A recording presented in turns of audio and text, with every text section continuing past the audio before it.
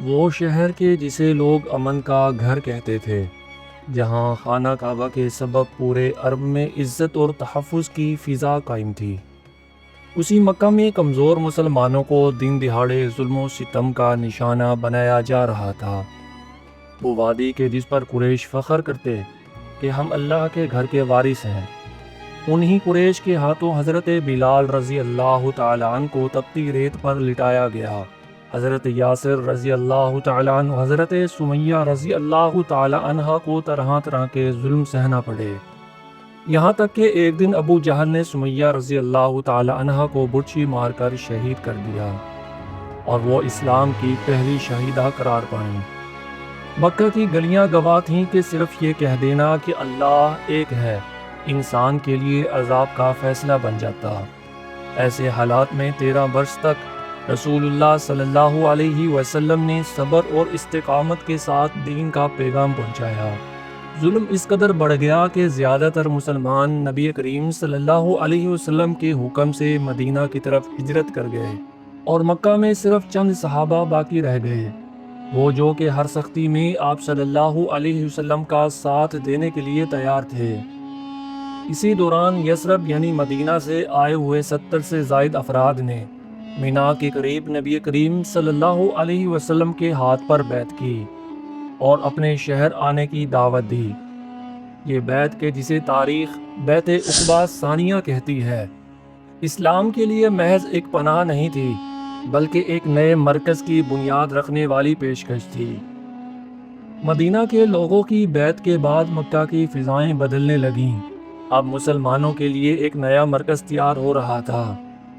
سیرت ابن حشام میں آتا ہے کہ بیعت عقبہ ثانیہ کے بعد رسول اللہ صلی اللہ علیہ وسلم نے اپنے صحابہ کو مدینہ ہجرت کی اجازت دی۔ مسلمان چھپ چھپ کر نکلنے لگے، کوئی اکیلا سفر کرتا تو کوئی قافلے کی شکل میں روانہ ہوتا۔ جب مہاجرین مکہ چھوڑتے تو ان کے دلوں میں رقت اور خوف دونوں ہوتے تھے، کیونکہ قریش ہر وقت طاق میں رہتے تھے کہ کوئی مدینہ نہ پہنچنے پائے، مگر ایمان کی قوت ہر خوف پر غالب آ جاتی۔ حضرت صہیب رومی رضی اللہ تعالیٰ عنہ ہجرت کے ارادے سے جب نکلے تو قریش نے انہیں گھیر لیا۔ انہوں نے کہا کہ تم جانتے ہو کہ میں بہترین تیر انداز ہوں، جب تک ایک تیر بھی میرے پاس باقی ہے میں تم سے لڑتا رہوں گا، اور اگر تمہیں میرا مال چاہیے تو وہ مکہ میں ہے، جا کر لے لو اور مجھے جانے دو۔ قریش نے ان کی بات مان لی اور انہیں جانے دیا۔ جب وہ مدینہ پہنچے تو رسول اللہ صلی اللہ علیہ وسلم نے خوش ہو کر فرمایا کہ صہیب نے فائدہ مند سودا کیا ہے۔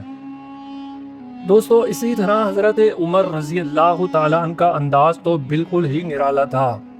طبقات ابن سعد میں ہے کہ وہ کعبہ میں قریش کے سرداروں کو کھڑا کر کے اعلان کرتے ہیں کہ جو چاہتا ہے کہ اس کی ماں روئے، بیوی بیوہ ہو یا بچے یتیم ہوں، وہ مکہ سے باہر آ کر میرا راستہ روک کر دکھائے۔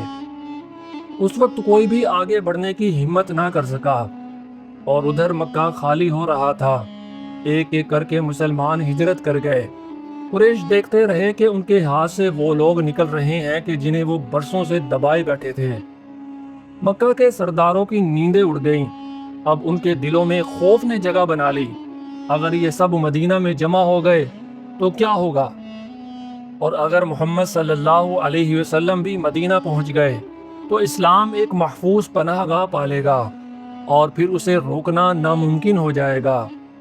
بس اسی خوف نے انہیں یہ فیصلہ کرنے پر مجبور کیا کہ اب آخری بار کرنا ہی ہوگا۔ اسی خوف کے ساتھ قریش نے دار الندوہ میں ایک خفیہ اجلاس بلایا۔ یہ جگہ قریش کی ایوان شورا تھی، جہاں بڑے بڑے فیصلے ہوا کرتے تھے۔ سیرت ابن حشام کے مطابق قریش کے سب سردار یہاں جمع ہوئے۔ اس وقت ابلیس بھی ایک بوڑھے نجدی کے روپ میں آ کر شریک ہوا تاکہ انہیں بھڑکائے اور غلط مشورہ دے۔ مجلس میں 3 تجاویز سامنے آئیں۔ پہلی تجویز یہ تھی کہ محمد صلی اللہ علیہ وسلم کو زنجیروں میں جکڑ کر قید کر دو، لیکن بعض نے کہا کہ ان کے ساتھی انہیں چھڑا لیں گے۔ دوسری تجویز یہ دی گئی کہ انہیں مکہ سے نکال دیا جائے، جلا وطن کر دیا جائے۔ اس پر بھی رائے آئی کہ وہ باہر جا کر اور طاقتور ہو جائیں گے۔ اور پھر تیسری تجویز دیتے ہوئے ابو جہل نے کہا سب سے بہتر یہ ہے کہ ہر قبیلے کا ایک نوجوان تلوار لے کر ایک ساتھ وار کرے، یہ محمد کا خون سب قبائل پر بٹ جائے گا اور بنو ہاشم سب سے لڑ بھی نہیں سکیں گے۔ اسی رائے پر سب متفق ہو گئے۔ دوستو قریش خوش تھے کہ اب منصوبہ کامیاب ہو جائے گا، لیکن وہ بھول گئے تھے کہ اللہ تعالیٰ بھی اپنی تدبیر فرما رہا تھا۔ جیسے کہ قرآن مجید میں اللہ رب العزت ارشاد فرماتے ہیں وَإِذْ يَمْكُرُ بِكَ الَّذِينَ كَفَرُوا لِيُثْبِتُوكَ أَوْ يَقْتُلُوكَ أَوْ يُخْرِجُوكَ وَيَمْكُرُونَ وَيَمْكُرُ اللَّهُ وَاللَّهُ خَيْرُ الْمَاكِرِينَ۔ اور یاد کرو جب کافر لوگ آپ کو قید کرنے یا قتل کرنے یا نکالنے کی تدبیر کر رہے تھے، وہ اپنی تدبیریں کر رہے تھے اور اللہ بھی اپنی تدبیر فرما رہا تھا، اور اللہ سب سے بہتر تدبیر کرنے والا ہے۔ دوستو دار الندوہ کی سازش طے پا چکی تھی، رات گہری ہو گئی تھی۔ قریش کے نوجوان تلواریں لیے نبی کریم صلی اللہ علیہ وسلم کے گھر کے دروازے پر پہرا دے رہے تھے اور انتظار کر رہے تھے کہ صبح ہو تو ایک ساتھ حملہ کر کے ان کا کام تمام کر دیں۔ اس نازک ترین وقت میں رسول اللہ صلی اللہ علیہ وسلم نے اپنے چچا زاد بھائی حضرت علی رضی اللہ تعالیٰ عنہ کو بلایا اور فرمایا کہ اے علی آج رات میرے بستر پر سو جانا، میری سبز چادر اوڑھ لینا، اور صبح ہونے پر یہ امانتیں جو لوگوں نے میرے پاس رکھ چھوڑی ہیں ان کے مالکوں کو واپس کر دینا۔ اسی دوران رسول اللہ صلی اللہ علیہ وسلم اپنے گھر سے نکلے۔ بعض کتب سیرت جیسے کہ ابن حشام اور تفسیر ابن کثیر میں آتا ہے کہ آپ صلی اللہ علیہ وسلم نے سورہ یاسین کی آیات پڑھی اور قریش کے سرداروں پر مٹی ڈال دی، لیکن اللہ تعالیٰ نے ان کی آنکھوں پر پردہ ڈال دیا اور وہ آپ صلی اللہ علیہ وسلم کو دیکھ نہ سکے۔ تاہم محدثین نے وضاحت کی ہے کہ یہ روایت سندن مضبوط نہیں بلکہ ضعیف ہے، جس میں رسول اللہ صلی اللہ علیہ وسلم کا قریش پر مٹی ڈالنے کا ذکر آتا ہے۔ دوستو یوں اللہ کے نبی صلی اللہ علیہ وسلم اپنے گھر سے اس وقت نکلے کہ جب دشمن بالکل دروازے پر کھڑے تھے۔ رات بیت چکی تھی اور مکہ کی گلیوں میں یہ خبر بجلی کی طرح پھیل گئی کہ محمد صلی اللہ علیہ وسلم گھر سے نکل گئے ہیں۔ قریش کے سردار پاگلوں کی طرح آپ صلی اللہ علیہ وسلم کی تلاش میں دوڑنے لگے۔ انہوں نے آپ صلی اللہ علیہ وسلم کو ہر گلی، ہر محلے اور ہر پہاڑی میں تلاش کیا، سب کچھ چھان مارا، لیکن رسول اللہ صلی اللہ علیہ وسلم ان کی نظروں سے اوجھل ہو چکے تھے۔ ایسے نازک لمحات میں نبی کریم صلی اللہ علیہ وسلم اور حضرت ابو بکر صدیق رضی اللہ تعالی عنہ نے وہ راستہ اختیار کیا کہ جس کی کسی کو توقع نہ تھی۔ آپ صلی اللہ علیہ وسلم مدینہ کی سمت شمال کی طرف روانہ نہ ہوئے بلکہ جنوب کی طرف پہاڑوں کی گھاٹیوں کی جانب روانہ ہو گئے۔ یہ حکمت اللہ کے حکم سے تھی تاکہ قریش کو اندازہ بھی نہ ہو کہ وہ کس سمت میں گئے ہیں۔ پہاڑ کے دامن میں وہ جگہ تھی جسے تاریخ ہمیشہ کے لیے یاد رکھنے والی تھی، جسے غار ثور کہا جاتا ہے۔ غار ثور تنگ و تاریخ لیکن اس رات دنیا کے سب سے بڑے قافلے کی شروعات کا مرکز بننے والا تھا۔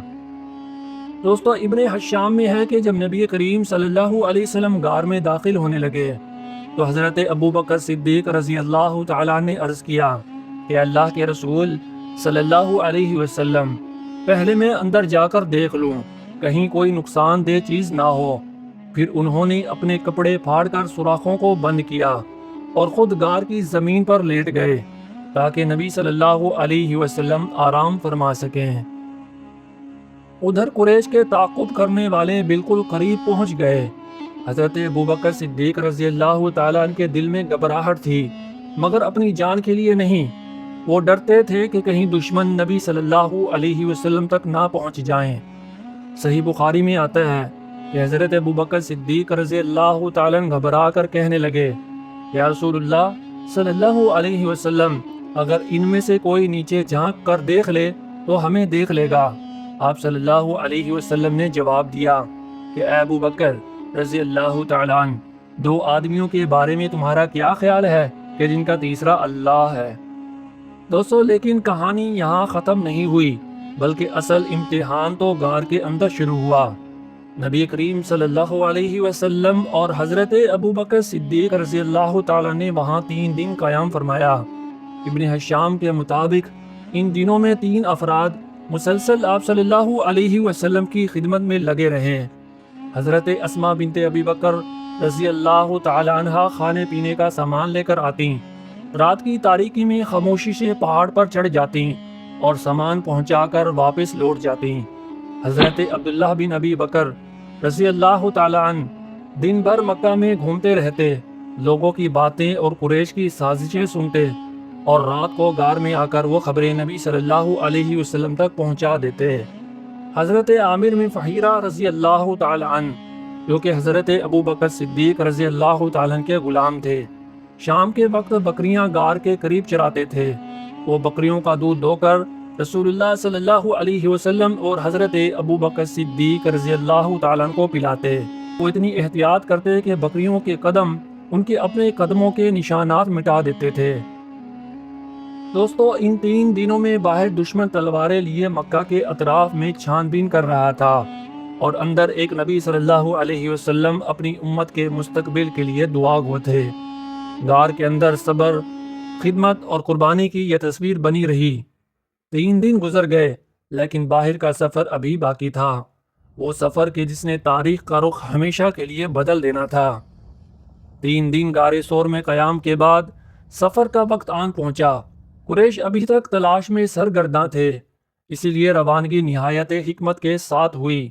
ابن حشام کے مطابق نبی کریم صلی اللہ علیہ وسلم اور حضرت ابو بکر صدیق رضی اللہ تعالیٰ عنہ نے قریش کی نظروں سے بچنے کے لیے ایک غیر معروف راستہ اختیار کیا۔ اس سفر کے لیے رہنمائی کرنے والے عبداللہ بن عریقط تھے، جو بظاہر مشرک تھے مگر دیانت دار اور امانت دار تھے۔ قافلے میں 4 افراد شامل تھے: نبی کریم صلی اللہ علیہ وسلم، حضرت ابو بکر صدیق رضی اللہ تعالیٰ عنہ، عامر بن فہیرہ رضی اللہ تعالیٰ عنہ، حضرت ابو بکر صدیق رضی اللہ تعالیٰ عنہ کے غلام، اور رہنما عبداللہ بن عریقط۔ سواری کے لیے 2 اونٹنیاں تیار کی گئی تھیں۔ حضرت اسماء بنت ابی بکر رضی اللہ تعالیٰ عنہ نے ان کو کجاوے باندھنے کے لیے اپنی کمر کی ہی پٹی پھاڑ دی۔ اسی نسبت سے وہ ذات النقاطین کے لقب سے مشہور ہوئیں۔ راستے میں کئی مواقع پر خطرہ قریب آ گیا۔ اسی سفر میں ایک مقام پر قبیلہ بلی کے ایک چرواہے سے ملاقات ہوئی۔ اس کے پاس ایک کمزور بکری تھی۔ رسول اللہ صلی اللہ علیہ وسلم نے اس پر ہاتھ پھیرا تو اس کے تھن دودھ سے بھر گئے اور سب نے سیر ہو کر دودھ پیا، لیکن خطرہ ابھی ٹلا نہ تھا۔ قریش کے بھیجے ہوئے انعامی شکاری ہر راستے پر گھوم رہے تھے۔ اسی تلاش میں ایک مشہور واقعہ پیش آیا کہ جب سراقہ بن مالک ان کا تعاقب کرتا ہوا قریب آ گیا، ادھر قریش نے یہ اعلان کر دیا تھا کہ جو محمد صلی اللہ علیہ وسلم اور حضرت ابو بکر صدیق رضی اللہ تعالیٰ عنہ کو زندہ یا مردہ گرفتار کر کے لائے گا، اسے 100 اونٹ انعام ملے گا۔ یہ لالچ سن کر پورا مکہ اور اطراف کے قبائل تلاش میں نکل کھڑے ہوئے۔ انعام کی اس دوڑ میں ایک شخص سب سے آگے بڑھا، جس کا نام سراقہ بن مالک تھا۔ وہ خود ایک ماہر گھڑ سوار اور شکاری تھا۔ ابن حشام کے مطابق سراقہ اپنے گھوڑے پر سوار ہوا اور نشان قدم کے تعاقب میں نکل پڑا، اور جلد ہی اسے قافلے کی جھلک دکھائی دی۔ وہ تیز رفتاری سے لپٹا۔ حضرت ابو بکر صدیق رضی اللہ تعالیٰ عنہ کے دل میں گھبراہٹ پیدا ہوئی۔ صحیح بخاری میں آتا ہے کہ وہ بار بار پیچھے دیکھتے اور عرض کرتے کہ اے رسول اللہ صلی اللہ علیہ وسلم، وہ ہمیں پکڑ لے گا۔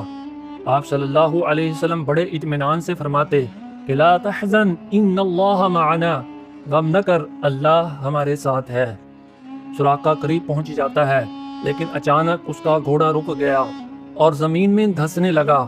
وہ بامشکل نکلا، پھر دوبارہ آگے بڑھا، گھوڑا پھر زمین میں دھنس گیا۔ اب وہ سمجھ گیا کہ یہ محض اتفاق نہیں بلکہ ان کی اللہ کی طرف سے حفاظت ہو رہی ہے۔ البدایہ و نہایہ میں آتا ہے کہ سراقہ گھبرا کر فریاد کرنے لگا کہ مجھے امان دے دو، میں کسی اور کو نہیں بتاؤں گا کہ آپ کس راستے سے جا رہے ہیں۔ نبی صلی اللہ علیہ وسلم نے اسے امان دے دی اور فرمایا کہ سراقہ، وہ دن بھی یاد رکھنا کہ جب کسریٰ کے کنگن تیرے ہاتھوں میں ہوں گے۔ یہ سن کر سراقہ حیران رہ گیا۔ اس وقت وہ ایک بھاگا ہوا دشمن تھا۔ لیکن نبی صلی اللہ علیہ وسلم نے اسے مستقبل کی ایک عظیم خوشخبری دے دی، اور برسوں بعد خلافت عمر رضی اللہ تعالیٰ عنہ میں جب فارس فتح ہوا تو واقعی کسریٰ کے کنگن سراقہ کے ہاتھوں میں پہنائے گئے۔ سراقہ واپس لوٹ گیا اور باقی قریش کے تعاقب کرنے والوں کو گمراہ کرتا رہا۔ یوں دشمن کے سب سے خطرناک شکاری کو اللہ تعالیٰ نے خود مسلمانوں کا محافظ بنا دیا۔ دوستو، مکہ سے نکلنے کے بعد دنوں کا سفر طے ہوا۔ صحرا کی تپتی دھوپ، لمبے راستے اور پیچھا کرنے والوں کا خوف، لیکن قافلے کے قدم ایک ہی یقین پر مضبوط تھے کہ اللہ ہمارے ساتھ ہے۔ بالآخر مدینہ کے قریب وہ لمحہ آ پہنچا جس کا انتظار وہاں کے مومنوں کو مدتوں سے تھا۔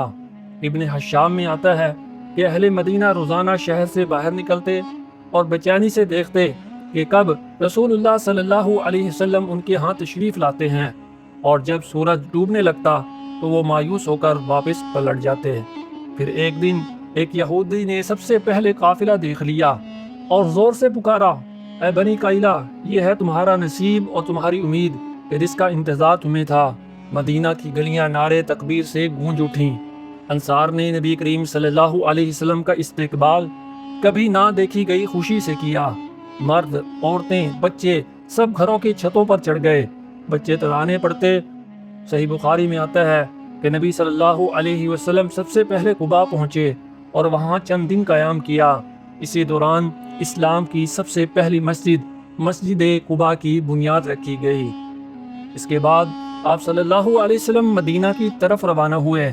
ہر قبیلہ چاہتا تھا کہ رسول اللہ صلی اللہ علیہ وسلم اس کے گھر میں تشریف لائیں، لیکن آپ صلی اللہ علیہ وسلم نے فرمایا، میری اونٹنی کو آزاد چھوڑ دو، یہ اللہ کے حکم سے جہاں بیٹھے گی وہی میرا قیام ہوگا۔ اونٹنی چلتی رہی اور بالآخر جا کر حضرت ابو ایوب انصاری رضی اللہ تعالیٰ عنہ کے گھر کے سامنے بیٹھ گئی۔ حضرت ابو ایوب انصاری رضی اللہ تعالیٰ عنہ خوشی سے آگے بڑھے اور آپ صلی اللہ علیہ وسلم کی خدمت کا شرف پایا۔ یوں اللہ کے نبی صلی اللہ علیہ وسلم نے مدینہ میں اپنا پہلا قیام ابو ایوب انصاری رضی اللہ تعالیٰ عنہ کے گھر فرمایا۔ یہ وہ دن تھا کہ جب مدینہ کی گلیاں ایمان کی روشنی سے جگمگانے لگیں اور تاریخ نے ایک نئے دور کا آغاز دیکھا۔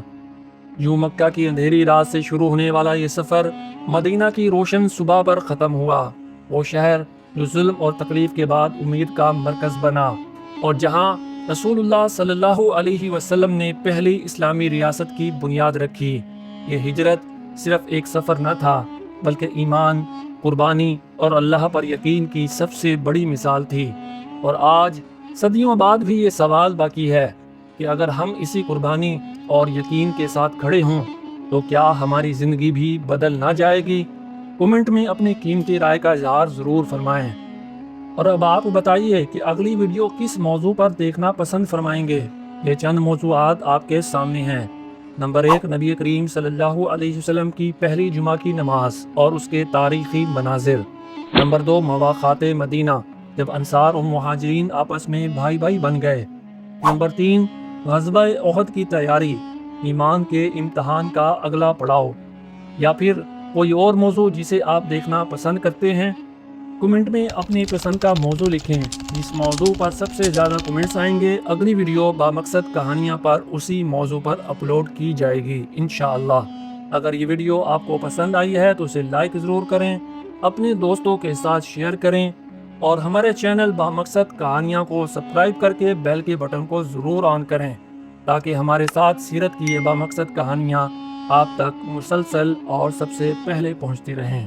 تو ملیں گے اگلی ویڈیو میں، تب تک کے لیے اجازت دیجیے۔ اللہ حافظ۔